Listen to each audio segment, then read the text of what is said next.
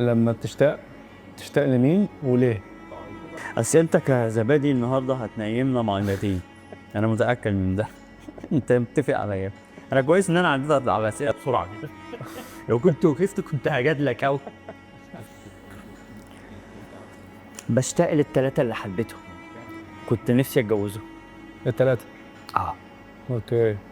اقول لك ليه؟ فقد تكون كلمه مستفزه صح؟ انا ضد فلسفه ان الشخص اللي انا مثلا حبيتها فتره ما وما كملناش فالغي الفتره كلها اعمل لها شيفت ديريكت. لا، انا عندي ايرور. انا في فتره حبيتها فيها وده كان من عمري انا، فمسحوب من عمري.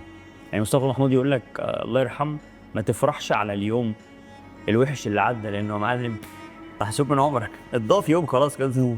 فما تفرحش انه عدى كده، لا، شوف بقى في الكريدت اللي جاي انك ما تكررش زيه. ففكره ان انا اديليت مشاعري مع ناس خسرتها، مع ناس سبتها، صحاب ولاد مثلا، فكره ان انا انكر كل المشاعر دي لا، صعب. مستحيل.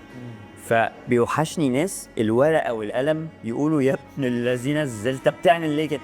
اقول لهم انا وحشني نفسي وانا معاهم في الفتره دي.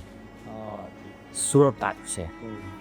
فانا ردا على سؤالك بيوحشك مين؟ هو بيوحشني حسام لما كان مبسوط في فتره من الفترات حلو اللي جاي له. مع دي او دي او دي.